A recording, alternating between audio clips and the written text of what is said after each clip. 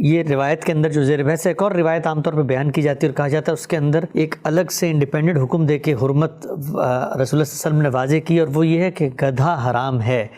گدھے کی حرمت کو آپ طیبات اور خبیث کی اس فہرست میں کیا خبائث کے تحت رکھتے ہیں اور پھر اس سے ریٹ کرتے ہیں؟ یہ گدھا روایتوں میں کیسے زیر بحث آیا؟ دیکھیے، یہ تو خیبر کے موقع پر رسالت مآب صلی اللہ علیہ وسلم کی نسبت سے ایک روایت ہے جو بیان کی گئی ہے۔ اس پر میں نے تفصیل کے ساتھ اپنی کتاب میزان میں بھی گفتگو کی ہے، اور یہ بتایا ہے کہ دیکھیے، جو چیزیں بھی اس دنیا کے اندر اللہ تعالیٰ نے جانوروں کی صورت میں پیدا کی ہیں، جن کا گوشت ہم کھاتے ہیں یا گوشت کھانا ان کا ہمارے لیے مباح کیا گیا ہے، ان میں بہت سے جانور ایسے ہیں جو درندے ہیں۔ ٹھیک، درندوں کے بارے میں تو ممانعت کر دی گئی، ان کے قریب بھی نہیں جاؤ گے۔ اس کے بعد بعض جانور ایسے ہیں کہ جو اصلاً کھانے پینے کے لیے پیدا نہیں کیے گئے، جیسے سواری کے کام آتے ہیں، گدھا بھی انہی میں سے ہے، سامان ڈھونے کے کام آتا ہے۔ ان کو بھی عام طور پر کھانے پینے کے لیے پسند نہیں کیا جاتا، دنیا بھر میں لوگ نہیں کھاتے عام طور پر، دنیا بھر میں نہیں کھاتے اور پسند بھی نہیں کیا جاتا۔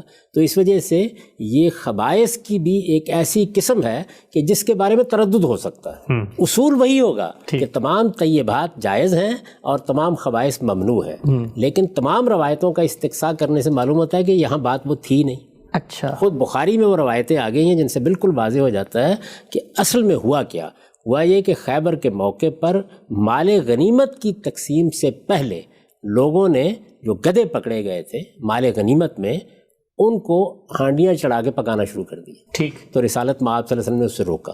تاہم کوئی آدمی دوسرے ہی پہلو پر جانا چاہتا ہو تو ہوا کیا، یہ تو کھانے پینے کی چیزوں سے متعلق ہے۔ ان کے بارے میں عرض کر دیا گیا اصول میں کہ سب خبائث ممنوع ہیں، اور خبائث کے معاملے میں تھوڑا بہت اختلاف بھی ہو سکتا ہے۔ اس میں اگر رسالت مآب صلی اللہ علیہ وسلم کسی چیز کو واضح کر دیں گے تو سر آنکھوں کے اوپر۔ تو آپ صلی اللہ علیہ وسلم نے جو روکا تو اس پہ صحابہ کا کیا تاثر تھا کہ کس وجہ سے روکا گیا ہے؟ یہ میں نے عرض کیا نا کہ یہ بحث موجود ہے، یعنی اس میں کوئی شک نہیں کہ بعض ہمارے علماء نے اس کو اسی پہلو سے لیا ہے کہ یہ من جملہ خبائث ہے۔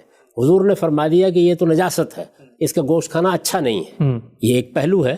لیکن خود یہ بحث موجود ہے کہ یہ مسئلہ ہی نہیں تھا در حقیقت۔ کیا مسئلہ تھا؟ نبی صلی اللہ علیہ وسلم نے مال غنیمت کی تقسیم سے پہلے جو لوگوں نے گدھے پکڑ لیے مال غنیمت کے اور ان کو ذبح کر کے ان کی ہانڈیاں چڑھا دی، اس کے اوپر نکیل۔ اچھا، یعنی پہلے مال غنیمت کو پراپرلی تقسیم ہونا چاہیے تھا۔ قاعدہ یہی ہے نا، یہ تو نہیں ہو سکتا کہ آپ یہاں تہاں سے چیزوں کو پکڑ لیں۔ تو یہ ساری بحث موجود ہے، لیکن میں یہ کہتا ہوں کہ ہمارے موضوع سے متعلق بحث ہی نہیں ہے۔ کھانے پینے کی چیزوں کے علاوہ بحث یہ ہے کہ میں نے یہ جسارت کی تھی، یہ کہا تھا کہ اللہ تعالیٰ نے 5 ہی چیزیں حرام کی ہیں، اس میں کھانے پینے کی چیزوں کے علاوہ، کھانے پینے کی چیزوں کے علاوہ بار بار عرض کیا ہے۔ یہ تو ہے ہی کھانے پینے کی چیزوں سے متعلق۔